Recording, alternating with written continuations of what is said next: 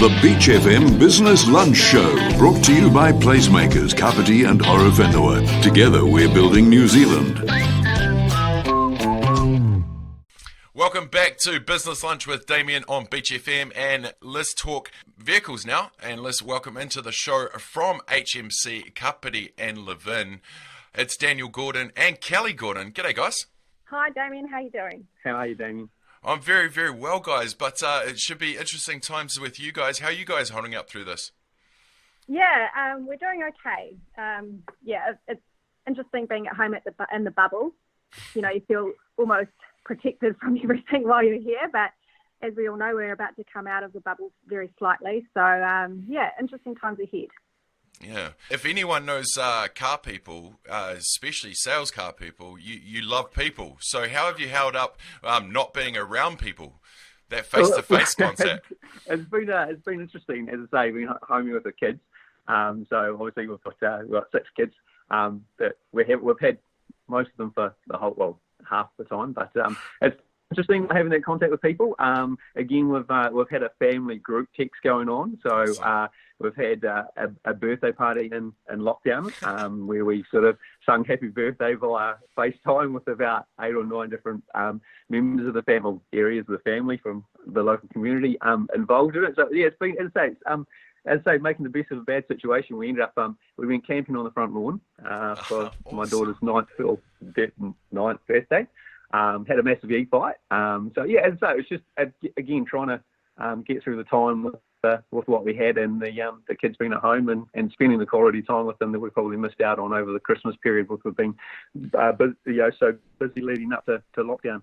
Awesome, guys. A fantastic way to look at things. Now, tell us a bit about the story of HMC Kapiti and Horowhenua, a family operated. Levin has been around for many years. My father started there in 1969. Wow. So that one's been a bit more family oriented. Brought into Kapiti in 2009, which is interesting now. That was obviously right when the GFC hit. So we kind of feel like we've been here before. So family owned and operated. Daniel and I took over Kapiti from my parents 2.5 years ago, I think. Yeah. From memory. It's been really good. Fantastic. Interesting time. Yeah, I bet.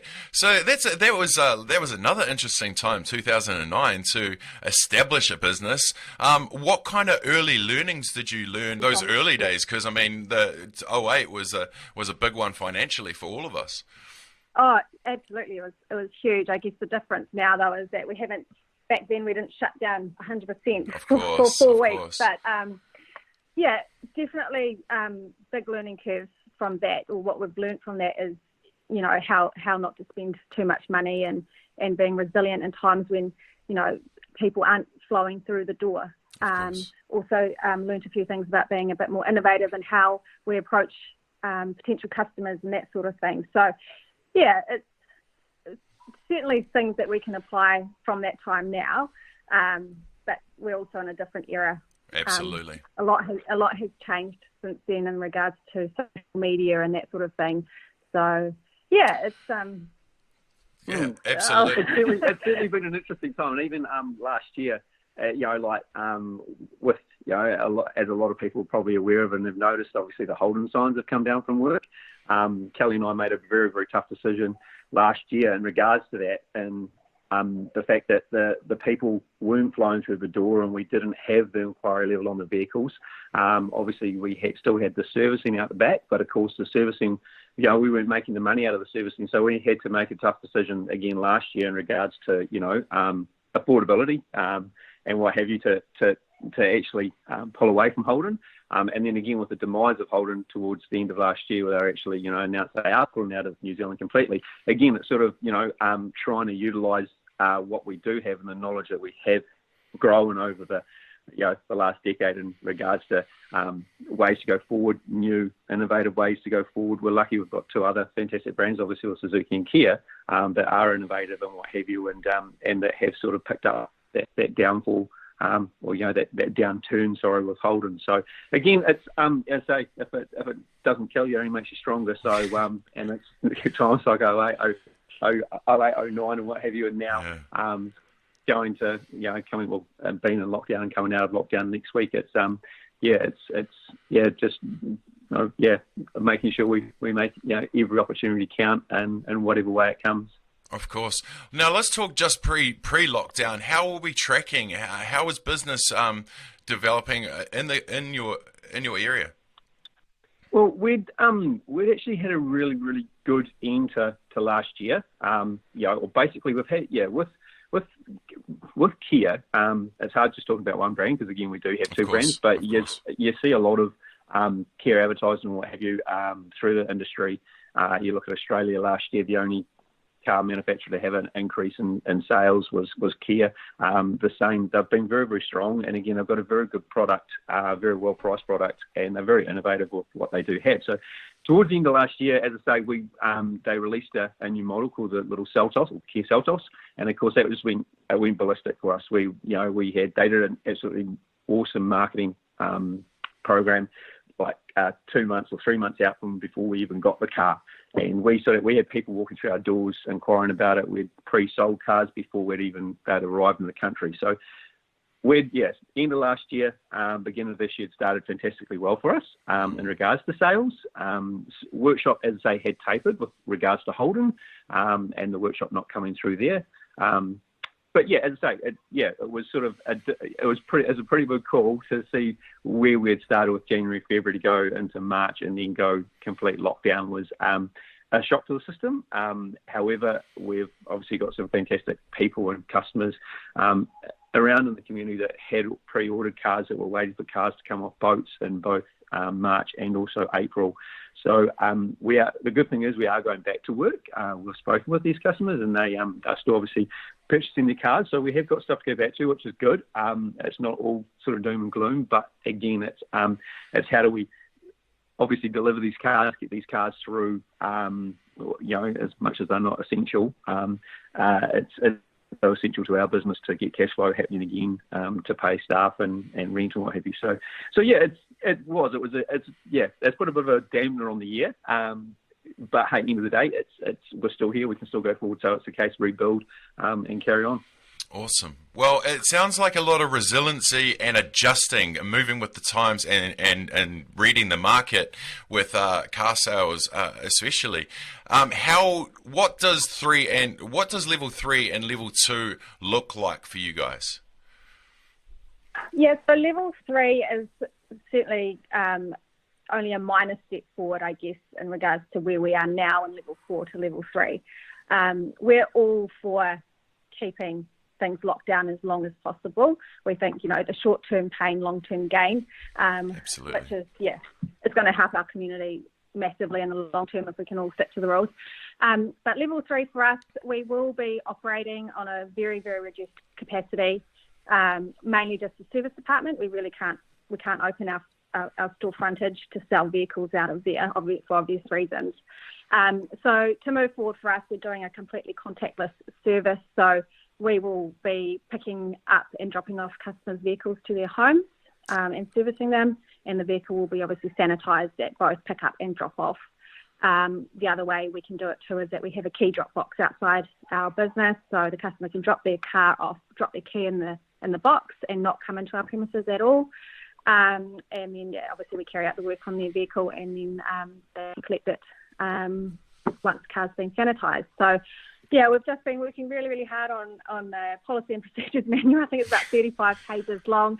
So we're putting massive efforts into making sure that we can operate safely and effectively. I mean, the last thing we want to do is contribute to going backwards. That's not our intention at all.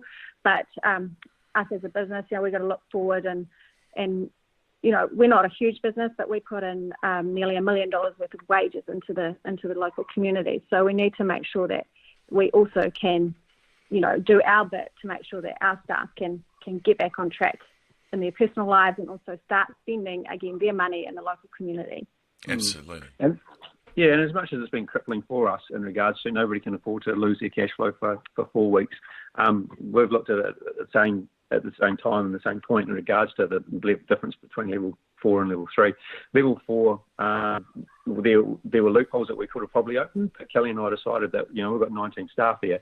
So we decided at that point that no, we weren't going to open, we're going to stay closed, because we're better off to stay closed for 4 weeks, possibly 5, if not, 6, and come out the other side and go to level 3, because the biggest problem was if we had have continued on and obviously, contracted the virus or what have you, it would have crippled us in regards to being closed for a lot longer. I think, like everyone's got a different opinion on going to level 3.